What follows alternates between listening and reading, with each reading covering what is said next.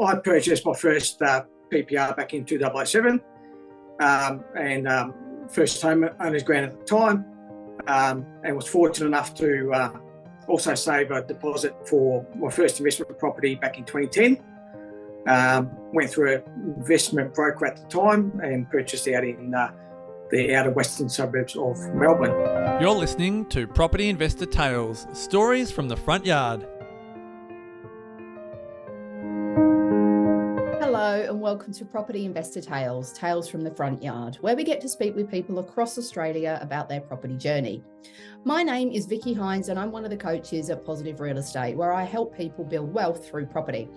With over 8,000 clients across Australia and New Zealand, there are some amazing stories to tell, which hopefully will help make your investing journey just that little bit easier and will help inspire you along the way. Today, I have the privilege of speaking with Justin and Sylvia Ridgeway. Justin and Sylvia have been invested in real estate for 13 years, but have been the most active actually over the last few years. They joined Positive Real Estate back in 2020, back in the COVID days.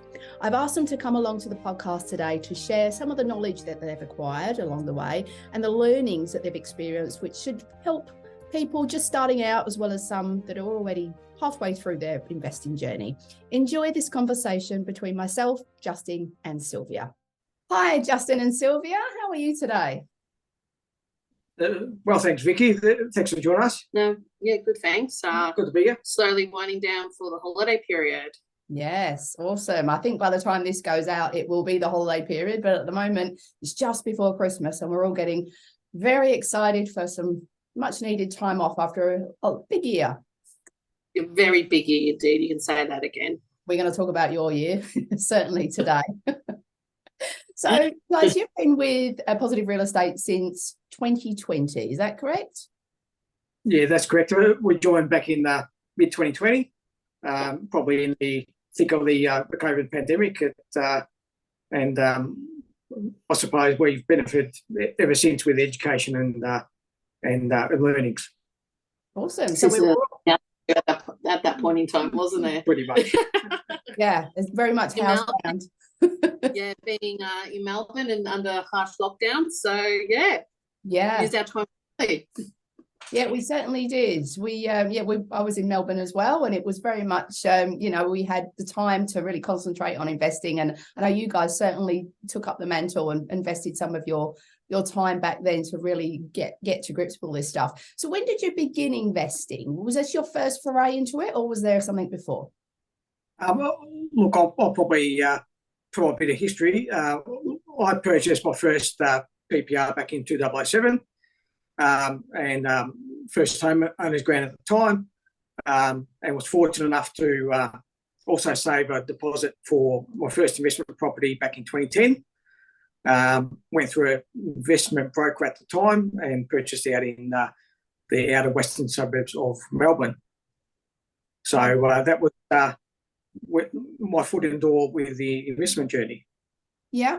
And is that where you're from? Is that one of the main reasons that you invested out there? Yeah, certainly local. We're both western suburbs, Metro Melbourne, so that was nice and local. And at that time, I wholeheartedly probably was led to purchase my first investment property, probably lack of a better judgment at the time, but that's the legacy I've got at the moment with the first property. Yeah, but you obviously, you took the sort of, the mantle and you ran with it, and you jumped into your first investment at what must have been, quite nerve-wracking back then. What prompted you to invest back then? Was it something that you were told by family, by friends? Was everybody around you doing it? Why did you originally invest? Look, I dare say I probably had a little bit extra cash flow, and I wanted to invest in my future and invest in a property, and was sold a bit of a vision. And I did want to look long term at the time, but I was a bit green and a bit young. But a bit of a leap of faith at the time to jump in the investment property spectrum. Right. Okay. Sylvia, was you involved in this investment? Look, at that point in time, we were very fresh in our relationship, and I guess, Justin was a little bit further ahead in terms of significant milestones. But me as a partner at that point in time witnessed everything. I did come along with you to meetings and seminars and just listened in. And I was there that day when you did sign the check over for the house and land package, and it was I wasn't even signing it, and I was nervous. And and even during the I can't remember now, like the 18-month process, the build, the build and the titling of the block and so forth. Yeah. And then even the aftermath of it, I was a complete witness there, and I was a bit taken back, like, oh, wow, is this what it's like every single time?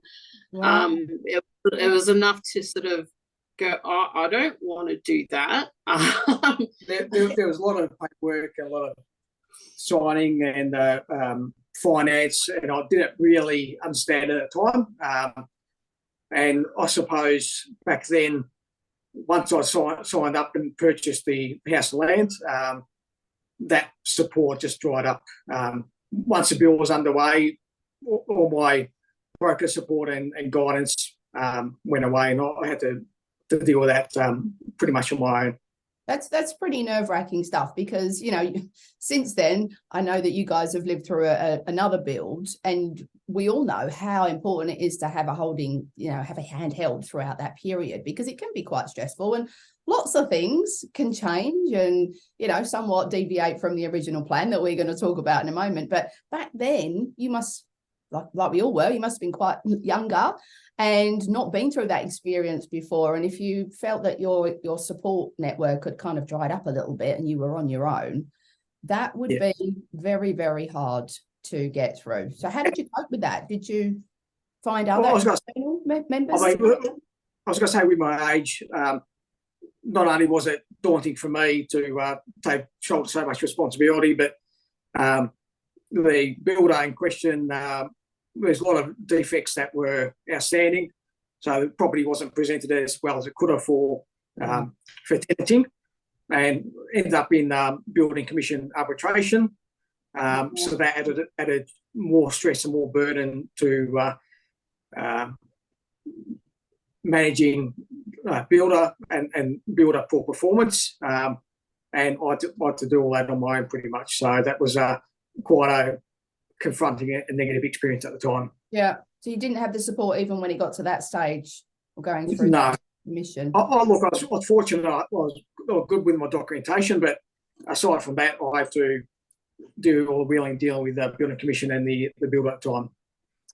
Wow. Yeah, that's a pretty stressful experience for anybody, let alone a first-time investor, relatively young. And is that one of the reasons why you had a bit of a gap between your first investment and your second investment? How long was it? First and second investment was, I would say, 7-8 years. Right. And look, and also the vision that I sold back in 2010, the rent increase, the capital growth was in a new housing estate, but none of that really eventuated for many years. It did in the end. We were able to get equity and capital growth, but that was 5-7 years past the purchase the purchase year. Very stagnant, very disappointing that we had a bit of a real estate lemon. It didn't really perform for us. Did it really match what was happening in the rest of Melbourne? This is in the outer west. Is that correct? Yeah. Right? And so this was a period of 2012 by the time it was finished, 2013. Yeah. Yeah. And a very high vacancy rate as well. A lot of other estate stages buildings as well. So it's there's a flood of similar type properties on the market which didn't help things, and they really settled down a bit. So yeah, but there was other areas in Melbourne that were doing quite well around 2014 time. I recall that myself, right? So that would have been a bit disheartening that you watched other areas gaining capital growth and you felt like you've been through all of that. Yeah. And you wasn't even rewarded with that. Well done for going again after that experience, even if it took a while, which is totally understandable. Let's fast forward a little bit. So going towards when you joined Positive Real Estate back in 2020. So when you joined, I recall when I first met you, you both had very stable jobs. You were keen to learn, as you said, like you were at home. We all were. And you were keen to get really stuck into some of the educational stuff and watch some of the webinars, watch people like Dr. Andrew Wilson, the property economist who comes along, teach us about what he could see happening in the market, which was actually quite different to what we were hearing from the media. He was very buoyant, wasn't he, about capital growth coming, and very, very different from the 40% drops, the headlines. So back then you had stable jobs. Tell us about what happened from them. Well, first of all, what was your first property that you put in a expression of interest on? Tell us about the first one, and then we'll talk about your journey. Yeah. Right. You want to go ahead? Okay, so bit of a funny story on the first expression of interest that we put in. So I remember specifically looking at the pre-Facebook page on the deals that were on at the time, and Wynnum West kept on coming up. I'm like, oh wow, look at this deal. It's a property on its own title.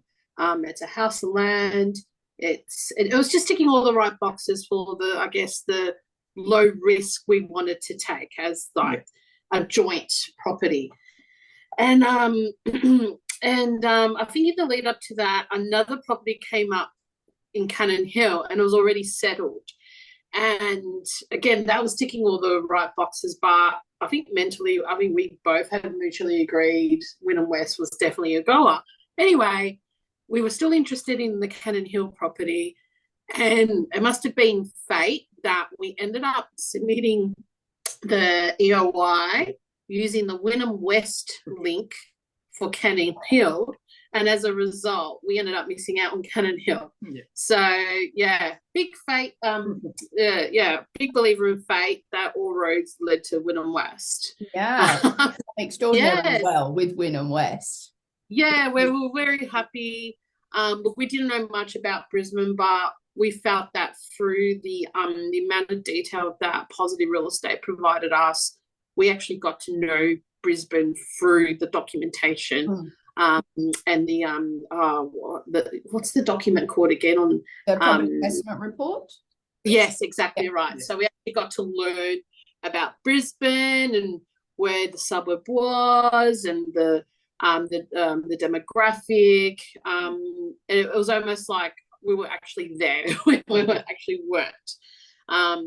So I guess it all ticked the boxes. And at that point in time, like, I guess another reason why we didn't act sooner on another property was that I guess we didn't have the knowledge or the know-how or the tools to understand that we've built this great bubble of equity from property number one, but we didn't know how to unlock it.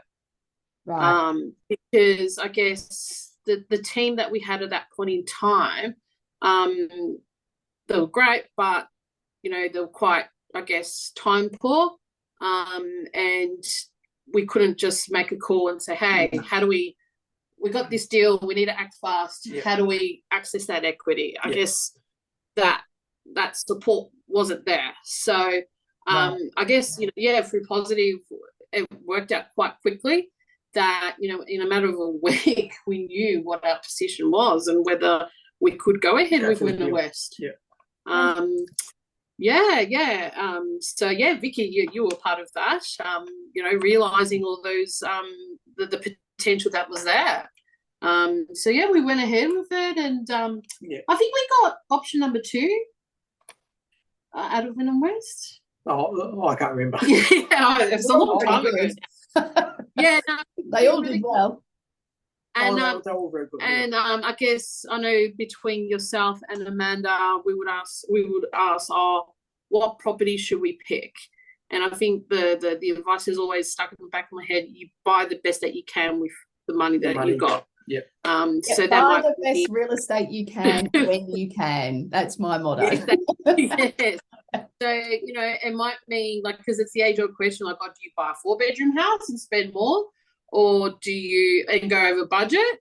and feel constrained, or do you go with a 2-bedroom house or 2-bedroom apartment because that's the best that you can afford at that point in time? So, so no, let fear stop you is basically what the rule of the game is. You know, if you can afford a 4-bedroom house, but you go for a 2-bedroom apartment just purely because of fear, that's not the best way to invest. Yeah, no, correct. You guys absolutely listened. You were and still are very, very coachable, which is dream for a coach. And obviously the proof is in the pudding. You've done well, and we will talk about your results in just a moment. So that was great. You EOI'd on that property, which originally was the wrong one, but it ended up being the right property. And then so that started back in 2020, and the expectation was it was going to take how long? It was going to be a 9-month build. Right. And how long did it take? We were there this year. 24 months. Yeah, about at least 24 months. Yeah. You know, yes, it was very frustrating, but then as part of, you know, being a pre-deal, under the contract conditions, we were paid a substantial amount of damages. Liquidated damages, fixed price as well. Fixed price, so that was instant equity. Wow. So that's because your build time went considerably over, as most builders were experiencing delays at the time for no fault of their own. There was plenty of shortages in the logistics space and space. And I knew about it and I was aware about it, but like when you sort of like have made that decision, you just want it to come to fruition. It was just like waiting. The waiting game. So, but you know, through those delays, we ended up getting the frame upgraded to a steel one at no additional cost because of the timber shortages. Right. So, you know, that's another tick. Look, overall it was delayed, but we did get those liquidated damages. And I think it was a week and a half, 2 weeks of it being listed for rent. It was it went straight away. At our asking price. There was no questions asked about it. Fantastic. So it was worth it. It was a long run, that deal, years. Because a lot of the time you're like, oh wow, we've just brought this and we've never seen it. And then when we actually physically saw it and were able to walk through, like, oh wow, okay, check it all out. I understand it. It's real. I can touch it. So you flew up to Brisbane. Yeah. Specifically to see Wynnum West. And the other investment property that we brought in Rani. So we did a bit of a trip to see them in person. Bit of a recce. Fantastic. So well done on Wynnum West. That was a fantastic result. Do you care to share what the result was before we talk about the other one, the bank value? So our final purchase price was 670. No, that was less. I think it was 6. Oh, sorry, 650. Or maybe it was 670. Somewhere around there. Yeah. I'm pretty sure it was like 672 or 73. And and then as part of the settlement, we had to get it valued, and it came through at 1.025 mil. Amazing. Absolutely amazing. So those 2 years, as you said, you know, it was frustrating at the time, but it actually translated into capital growth, because you were all the while the build was taking longer and longer. Your property was appreciating, the land was appreciating. So it coincided with that Brisbane boom that had been, you know, it'd been a long time waiting for, but it eventually came, and you made such a lot of money. So for a bank valuations, banks are typically conservative. For them to value the property at that much over purchase price is absolutely phenomenal. It was just amazing. You did so well. And, you know, I think I was mentioning just before we started recording was you was pretty calm throughout the whole period. And, you know, you had a few hurdles to jump, quite big hurdles to jump throughout the period that we'll talk about in a moment. But you were calm, and I didn't really hear too much complaining about how long it was taking. I'm sure you had it in private, but you never really voiced it to me. And you know, good things come to those who wait. Patience is king. And yeah. And I guess, you know, the other thing that was, we were very fortunate at the time, we had this amazing interest rate. yes. Yes. So it was like, okay, yeah, all right, it's fine. So I guess we didn't have that, I guess, you know, the holding costs. Yeah, the holding costs were quite fine at that point in time. Yeah. So helpful as well. But of course, you know, as all those fixed term interest rates came off earlier this year, we came to realise, you know, oh wow, okay, it's come through. But yeah, you know, when you look at the paper value, just that. Yeah, just to see that on paper, to say, wow, you know, we invested this much, and look what it's coming through as at the moment. So, very positive. So tell us about the next one. How long after the first EOI did you EOI on the next one? Oh, was that about 8 months, or was that? Something like that. Yeah. So yeah, it wasn't. It wasn't straight away. No. It wasn't straight away, but it wasn't that long either. No. So I think it was somewhere between I would say 6 month period.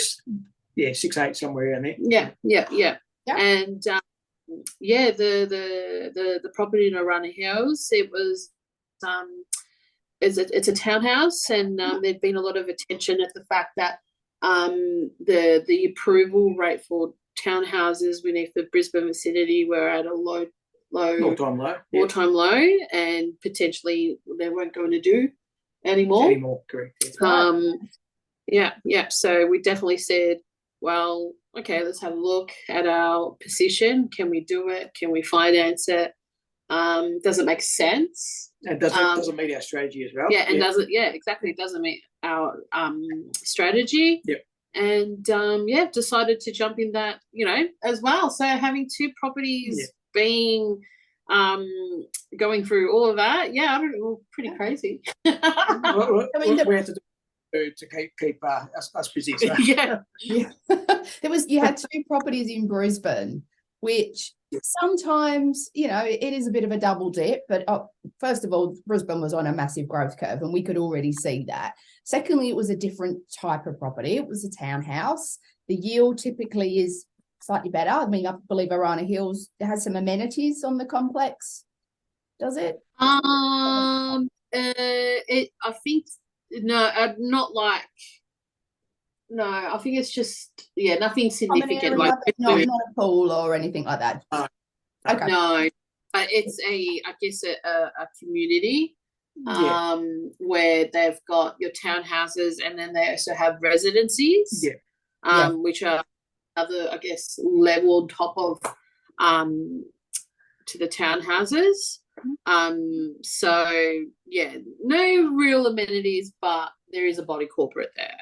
Yeah, just looking after the common areas, keeping it looking beautiful for tenants and people that own property there. But the main thing being they're two different areas, two different parts of Brisbane, aren't they? So Arana Hills is in the north. We'd call it middle ring, I guess, 12, 13 Ks. And then you've got Wynnum, which is close to the coast in the the southeast. So very different areas. Yeah, which very much was why we went ahead. It wasn't double dipping into the same demographic or the same area. So how long did that one end up taking, Arana Hills? I think that was, even though we signed that later, it took a lot quicker. But remember, that was also one contract as well. And it was one contract, so we didn't have to wait. The deal was quicker, Yeah. So talk to us about the difference in finance for those two properties. So when did you go for the finance for the first one? When did you need to go for the second one?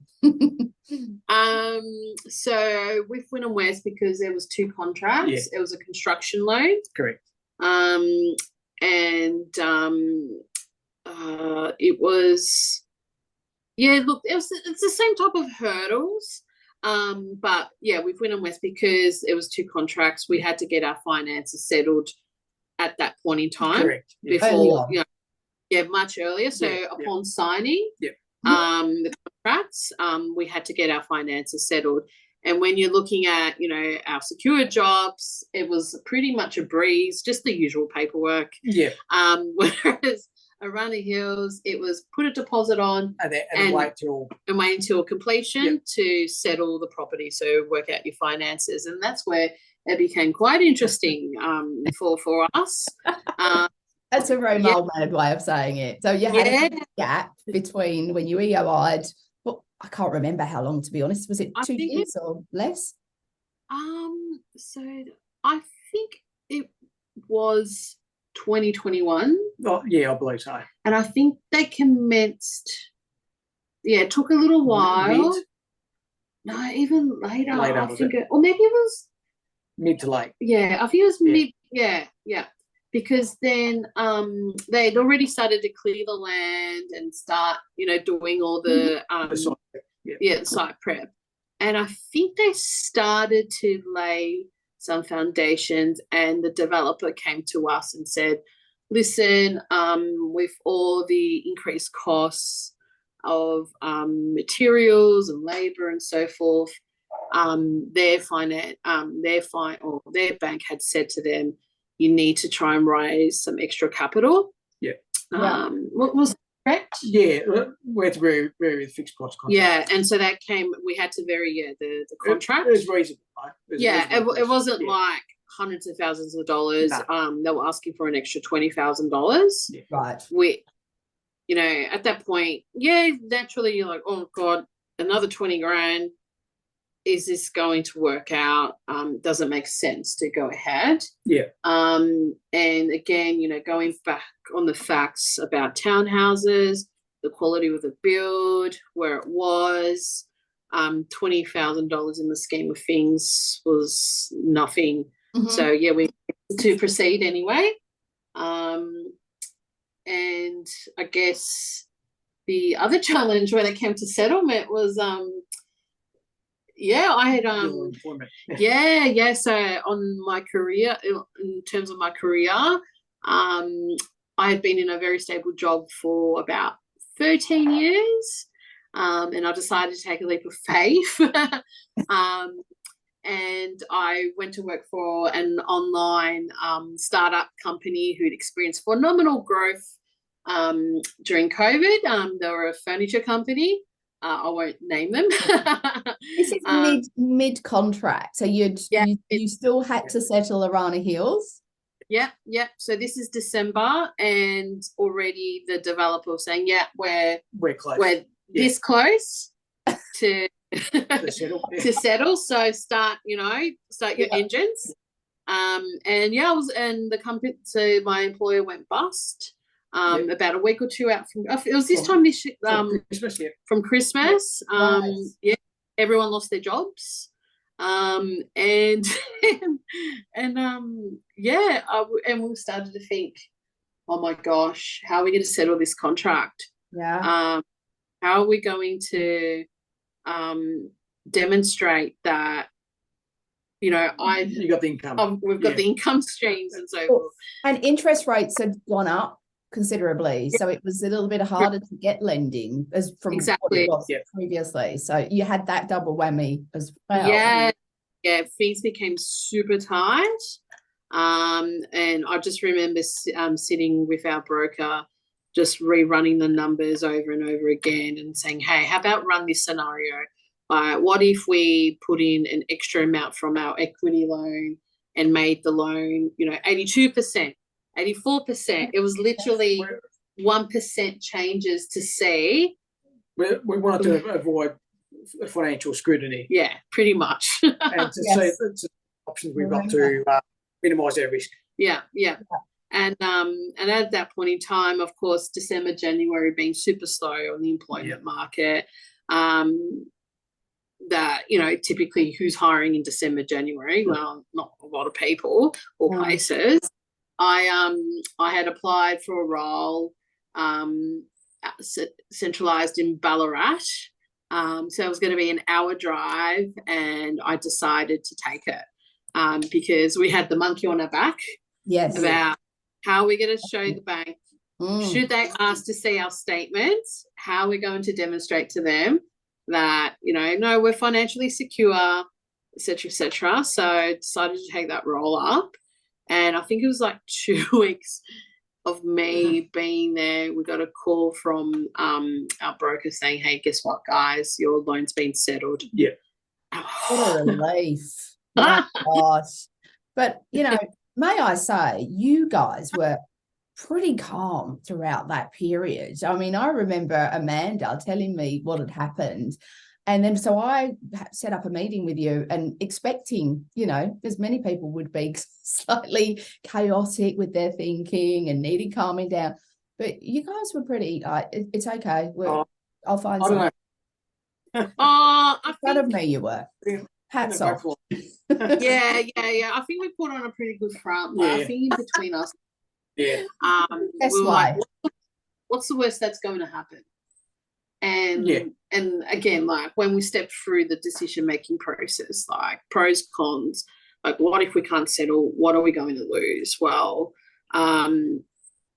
potentially it could be this amount, but we know that, through the property will become available and then someone else could obviously settle it. And would have that safety net through pre and all the experts to go, look, if things turn pear-shaped, we're not high and dry on our own. You're not on your own. Like you felt that you were previously when you we obviously try and do everything we can. But so glad that you managed to get that job, even if it wasn't ideal in Ballarat. And I think you mentioned it didn't actually end up being that great a job. Is that correct? I just thought to myself, what am I doing here? Once we got the settlement, you go, I've got to get a job. I'm done. And I'll never forget getting that phone call saying, loan settled, it's all good. And then I think it was a couple of days later, I got a phone call from a recruiter saying, hey, what are you up to? Wow. And and it moved pretty quickly. So it was a very happy day when I told that place that I'm out of there. It was like a rebound. So what happened? You got another job pretty easily? So got offered a position with an agricultural company. It's still in logistics and back in Melbourne. So got my sanity back. Because agriculture may not sound fun and exciting, but because it's so fast moving, that pace is what I missed. Whereas that job I had originally accepted, it was in a very secure market. There were market leaders. It was just so slow and boring and monotonous. It just wasn't me. Yeah, and then you found this other job found you, to be fair, didn't it? It did. The universe was certainly looking out for you and guiding you back on path. Exactly. So amazing. And now you've got your your 3 properties. So you're part of 1% Club, which is no mean feat. Not everybody reaches that. So the 1% Club, if anybody doesn't know, is where our most successful investors are. 3 or more properties is literally 0.69% of the population that encapsulates. So you're part of that. So congratulations. That is an awesome feat. And certainly wasn't easy. No, definitely not. But I don't think it's ever meant to be easy at all. So I guess, I had my bad days. Justin did too. Oh, of course. And then we had our good days as well. So it was just always communicating and talking between each other to say, I think this is a great, should we have done this? Yes, we should have, because look at this, look at that. So that's always very important that, you need to sharing keep how you felt. That was a big part of it, not keeping it bottled up, because it would have been stressful. Yeah, of course. Yeah. Keeping it bottled up is quite often worse, isn't it? So you really felt relief by, if you were having a bad day and, thinking the worst, sharing it with each other, and the other one would do the job of propping the other one up, and then you'd move on. Exactly. True. Exactly. Fantastic. That's awesome. So you've got quite the tales over the last couple of years, and obviously prior to that in investing. I think You are certainly examples of not having a relatively straight line journey. Nobody does in property, but you guys are still smiling. You've come out with awesome results. I mean, your portfolio value has jumped significantly over the last few years. I presume you've got some learnings that you could perhaps share with somebody either starting out or is midway through their journey. What have you learned that you think you could perhaps encourage other people to either learn from or have a think about whether it would actually help them move along in their journey by thinking a little bit differently? Anything you can share? I'll probably say over the years we've sort of learned not to listen to a lot of the noise in the media. There's a lot of noise there, and and the support network, the experts, listen to the experts, don't listen to the media, the uneducated opinions that are out there, of which there's many, and working with the experts to go through run the numbers, do your due diligence. If you're not comfortable, rerun the numbers again and again, and with the six-star team at the bounce ideas off your coach and the other experts to settle your nerves. Don't get too wound up in the look and feel of properties. Make sure the numbers are sound. Yes. And make sure those are considered. And if there's anything that you're unsure about, there's a team to support you and to listen to you. You need to be comfortable with those decisions in your own self, and don't be afraid to jump on a property deal if numbers are right. I suppose my view is that I would have loved to have bought more properties when I was younger. So time is of the essence.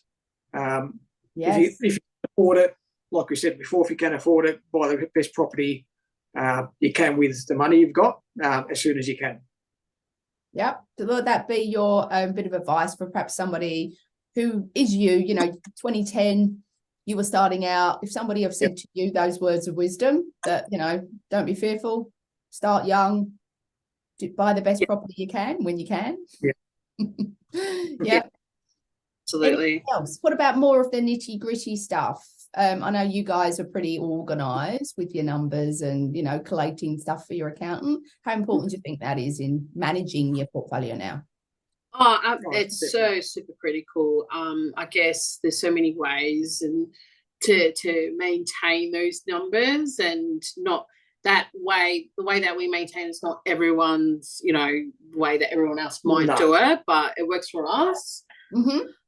And it's just, it doesn't even take half an hour once a month, putting all the numbers together. Just lock away half an hour once a month. At the end of the month, whenever the statements come through, it doesn't take that long to maintain. So definitely, I'm very electronic, innovating, having electronic systems, whereas Justin's very paper-based. So, that's how I like to present it, and it's just the easy sheet. You submit it, and all the work's done. Yeah, true. So it's about keeping that routine to make sure that you don't let 3 months go past, and then it becomes too hard to understand. Okay, what was my repayment for that month? What was the agency fees for that month? Just you can't let it slip away. And nitty gritty, I suppose it would be, no such thing as a silly question. I think the amount of times we've run the numbers over and over and over again. Different scenarios. And where's this? What do you mean 15,000? Like, where's this coming from? I don't understand. And I think we're big believers of measuring twice, you need to cutting once. Yeah, true. And we're talking about fear. What's that fear about? Why are you so scared to do a deal? Yeah. And I think we were talking about it recently about like what drives that fear of getting into property investment, and I think it's all the mystique and the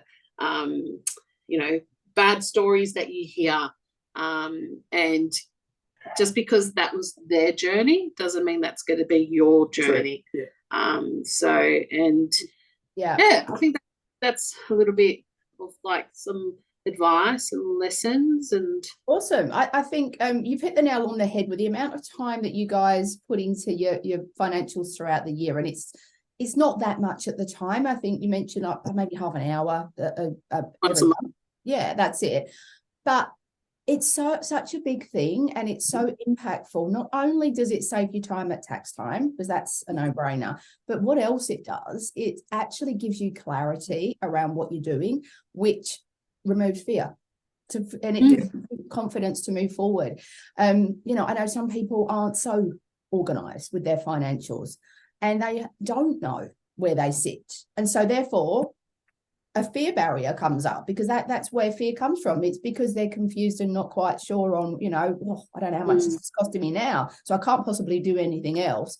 Whereas if you remove that, you will see exactly what you can do beyond that, and it gets you looking forward rather than stuck in the moment and looking back. And I take my hats off to you, because you've learned that. I know you've been investing for a little while, but you've really, really ran with it over the last few years.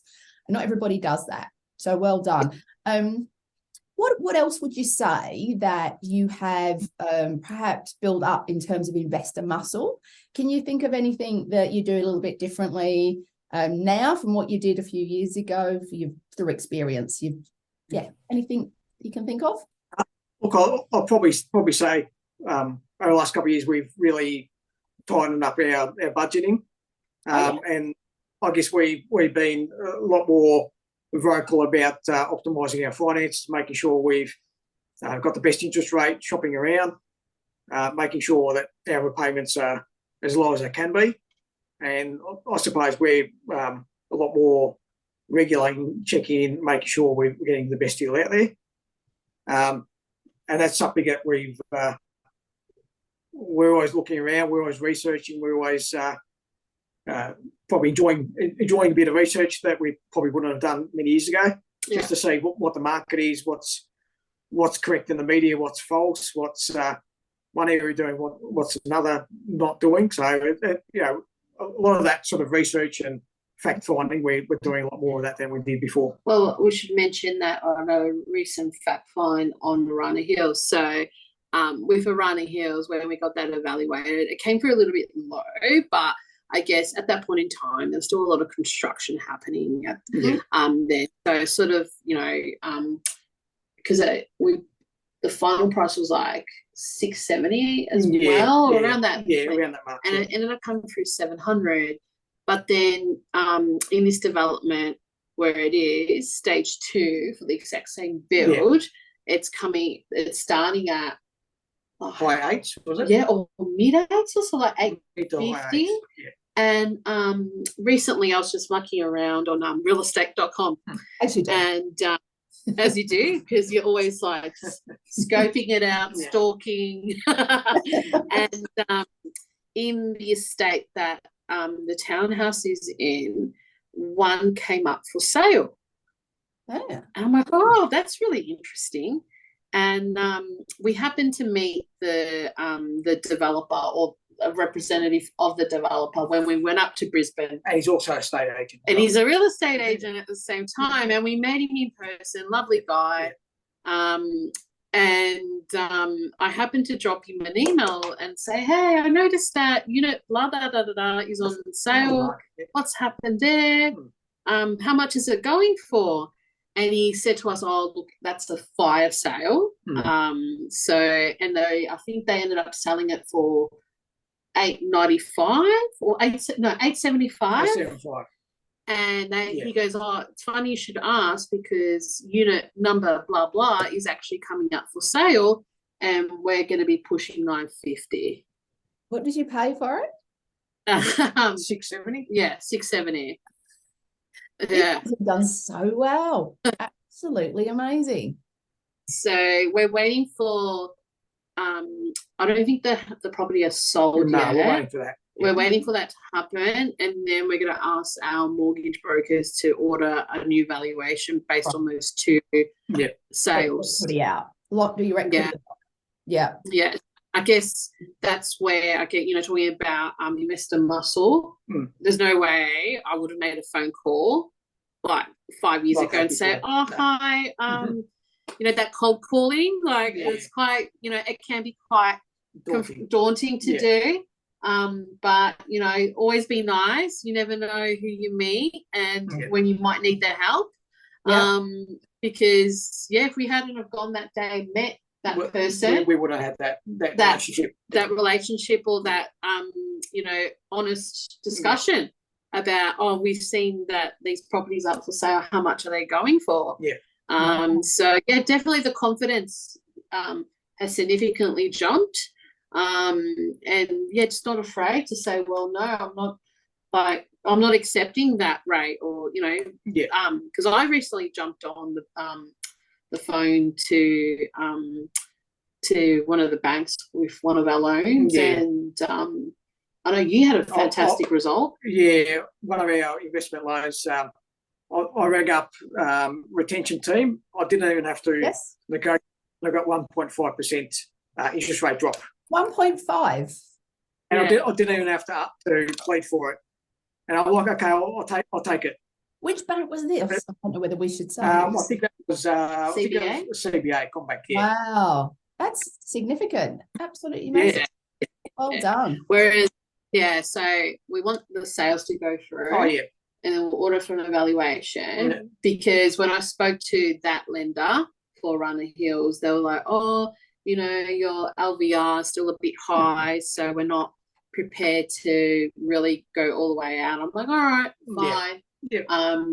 We'll see what happens once evaluation comes through, and how they'll be like begging for us to stay with them. Of course they will. Exactly. But you guys are obviously very active, even though you're not in a property deal, you're still very active in looking after you're getting the best interest rate that you can. You're already planning to get your equity out, which is what it's all about. I have no doubt that you're going to be able to move forward and really pivot from what you've created over the last few years, which is what you need in order to complete your portfolio and finish the job. So with that in mind, do you care to share what the next few years plan is? Or it's up to you whether you do or not. But I would love to know if you've got any plans for the next few years, or how many more properties do you need to complete what you've set out to do? I'll say we're probably on the hunt for our third deal through blue chip in Melbourne somewhere. Melbourne. And look, I suppose re-strategise and re-look at our position, our goals, what we've ticked off, which I dare say is probably a lot in our short time. Definitely. Before I let you go, we'll book appointment for next year. So we come a long way in a short space of time. So we didn't envisage any of this when we started out, and certainly I've been around the traps in some respect, into motivational speakers, Tony Robbins and property gurus, etc. And I kind of stumbled across and have had no negative things to say about whatsoever. It's a holistic. It's a whole team of experts around you. It's not a get rich quick scheme. It's you're in it for the long haul. Marathon, not a sprint. Right? It's a marathon, not a sprint, as Jason. Correct. Yes. And buy well, never sell. Yes, buy well, never sell, being the other one. You guys have really run with everything that you've been, you've had the opportunity to jump at. You have. And I really take my hat off to the way that you've dealt with challenges over the last few years. And it's obviously certainly paid off. But the way that you've conducted yourself and you managed your own mindset, and you've grown your mindset through, you've used the experience to grow as investors, which is awesome. This is what it's all about. So absolutely well done. You've done phenomenally, and I look forward to what's to come and how you can utilize what you've done to really set yourself up and complete what you've done. Well, I guess parting words I'd love to know from you guys is what would you either tell your younger self or somebody who's just starting out on this journey? What words of wisdom do you have? I would say, looking back 20 years ago, learn how to manage your money. Start thinking long term rather than short term or week to week. Because, you know, getting yourself into property, I think, really does set you up for life. Learn, like, go and educate yourself about finances, and don't be afraid to like put your hand up and say, you know what, I'm hopeless at finances. How does a mortgage work? How does this work? Because you know what I learnt through my family and parents has been, you know, you either go to school or you get a job. There's no such thing as staying at home. Work hard, pay off your PPR, and save your money, and put all your money in the bank. Earning very minor little interest on that, and hopefully that will get you through to retirement. You know, and the pension. Well, you know, is the pension reflective of the current cost of living? Well, no, definitely not. And we've agreed that in our retirement we don't want to be having to sacrifice lifestyle to get a pension. We want to be secure. We want to enjoy our retirement phase by traveling and leave a legacy as well for you know, our kids, next generation. Agreed. So definitely, you know, don't stick to the boundary. You know, really, I guess, you know, think long term. Don't think short term. Yeah, absolutely. Words of wisdom. And I guess if you don't know where to start, or you don't know how a mortgage works and the nitty gritty, do not be embarrassed about that. We all started off that way. But just make sure that you find out. I guess that's sort of the crux of it. Well, absolutely amazing journey you guys have had. Thank you so much for sharing it with us today. I'm sure there's heaps and heaps of learnings in what we've discussed over the last hour or so. So thank you very much for joining us. Hey, thanks for listening to Property Investor Tales. Remember to subscribe so you get notified every time a new episode drops. As you can guess, I love hearing people's property investor tales. So if you'd like to share yours, then please get in touch with me via email at propertyinvestortales@positivementor.com.au. We would also love your feedback, and I would appreciate a 5-star review over on Apple Podcasts or Spotify.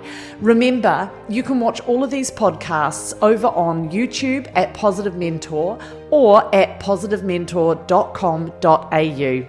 Until then, take care, happy investing, and bye for now.